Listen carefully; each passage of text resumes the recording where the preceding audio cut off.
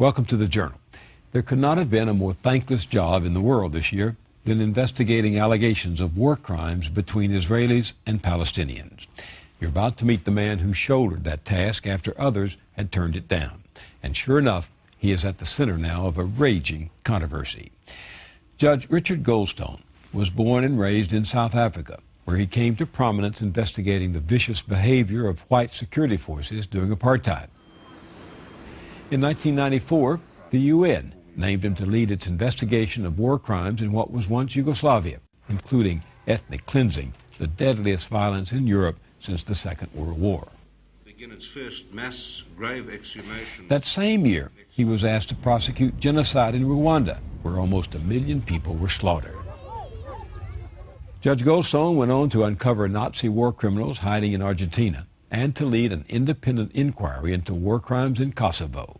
Time and again, he has placed himself in harm's way and smack in the middle of controversy. But a few months ago, he took on what was to become the greatest challenge of his legal career. It came after years of Hamas militants firing their missiles from the Gaza Strip into southern Israel. Israel retaliated last December with Operation Cast Lead, 22 days of military action targeting Gaza, those 139 square miles between Israel and Egypt that are recognized as Palestinian territory. More than 1,200 Palestinians died. 3 Israeli civilians were killed and 10 soldiers, 4 of them the result of friendly fire.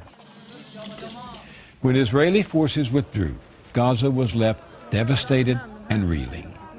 Not only had military targets been destroyed, but thousands of homes, as well as hospitals, schools, and mosques. The United Nations Human Rights Council called for an investigation, and Judge Goldstone agreed to lead it, but only after expanding the fact-finding mission's mandate to include charges against Hamas as well as Israel. Over the next several months, Judge Goldstone and his team would thread their way through a minefield of accusation and denial. In September, he submitted their report, 574 pages, scorching in their detail. The report accused both the Israel Defense Forces and Hamas of war crimes and possibly crimes against humanity. While condemning Palestinian rocket attacks, the report's harshest language, however, was reserved for Israel's treatment of civilians in Gaza. These attacks amounted to reprisals and collective punishment and constitute war crimes. The government of Israel obviously has a duty to protect its own citizens. That in no way justifies a policy of collective punishment of a people under effective occupation, destroying their means to live a dignified life and the trauma caused by the kind of military intervention the Israeli government called Operation Cast Lead. The report and the angry debate surrounding it have exposed Goldstone to strident and bitter criticism. Nonetheless, late last week, the UN's Human Rights Council officially endorsed his findings. Richard Goldstone joins me now. Currently a visiting professor at Fordham Law School in New York, last spring he received the prestigious MacArthur Foundation Award for International Justice. His books include For Humanity, Reflections of a War Crimes Investigator. Judge Richard Goldstone, welcome to the Journal. Thank you very much. Let me put down a few basics first. Personally, do you have any doubt about Israel's right to self-defense? Absolutely not. In our approach to our mission and in our report, the right of Israel to defend its citizens is taken as a given. So the report in no way challenges Israel's right to self-defense? What we look at is how that right was used. We don't question the right. Do you consider Hamas an enemy of Israel? Well, anybody who's firing many thousands of rockets and mortars into a country is, I think, in anybody's book, an enemy.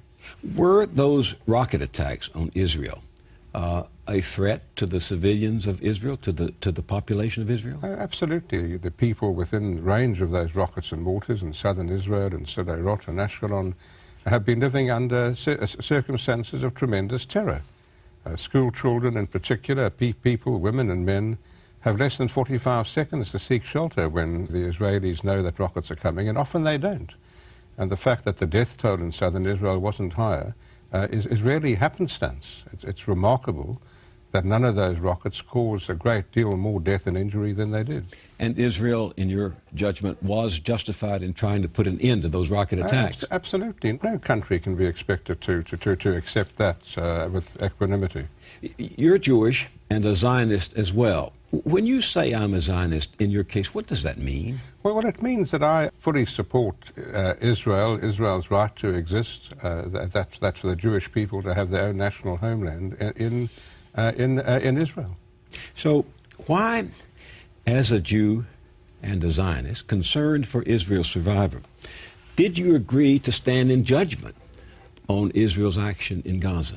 Well, no, it was a question of conscience, really. I've been involved in investigating very serious violations in my own country, South Africa, and I was castigated by many in the white community for doing that. I investigated serious war crimes in the Balkans, and the Serbs hated me for that, and I was under serious death threat both in South Africa and in respect of the Balkans.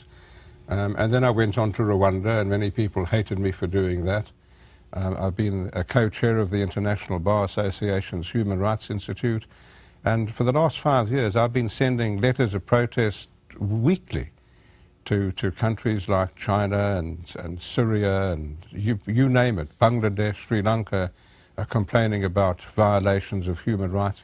So I've been involved in this business for the last 15 years or so, and it seemed to me that being Jewish was no reason to treat Israel exceptionally, and to say because I'm Jewish, it's all right for me to investigate everybody else but not Israel. But you have so many ties to Israel. You were on the board, I understand, of Hebrew University there. I still am. And that's not correct. You still are there. Yeah. I mean, you had to know you were going to antagonize a lot of your friends. That's correct, but I've also got the support of many of my friends. It's something that goes both ways. But antagonizing friends was inevitable, not only in respect of this investigation, but in respect of previous investigation. Your report, as you know, basically accuses Israel of waging war on the entire population of Gaza. That's correct. I mean, there are allegations in here, some very tough allegations, of Israeli soldiers shooting unarmed civilians who pose no threat, of shooting people whose hands were shackled behind them, of shooting 2 teenagers who'd been ordered off a tractor that they were driving, apparently carrying wounded civilians to a hospital, of homes, hundreds, maybe thousands of homes destroyed, left in rubble, of hospitals bombed. I mean, there are some questions about 1 or 2 of your examples here, but it's a damning indictment of Israel's conduct in Gaza, right? Well, it is outrageous, and there should have been an outrage. You know, the response has not been to deal with the substance of those allegations. I've really seen or read no detailed response in respect of the incidents on which we report. Why is that? Well, you know, I don't know. I suppose people hate being attacked. There's a knee-jerk reaction to attack the messenger rather than the message, and I think this is typical.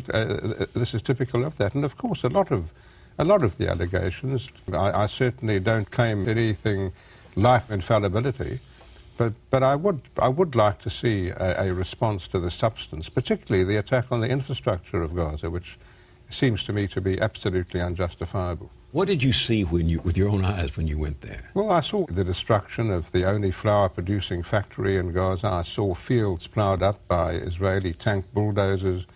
I saw chicken farms for egg production completely destroyed, tens of thousands of chickens killed. I met with families who lost their loved ones in homes in which they were seeking shelter from the Israeli ground forces. I had to have the very emotional and difficult interviews with fathers whose little daughters were killed, whose family were killed, one family over 21 members killed by Israeli mortars. So it was a very difficult investigation which will give me nightmares for the rest of my life. Those particular incidents, what makes actions like that a crime in war? I mean, war is such a horrendous mess. Absolutely. What makes those acts war crimes, as you say? Well, humanitarian law, really fundamental to it, is what's known as the principle of distinction. It requires all people involved, commanders, troops, all people involved in making war, it requires them to distinguish between civilians and combatants. And then there's a question, right? And combatants. Right. And then there's a question of proportionality. One can, in war, target a military target, and there can be what's euphemistically referred to as collateral damage.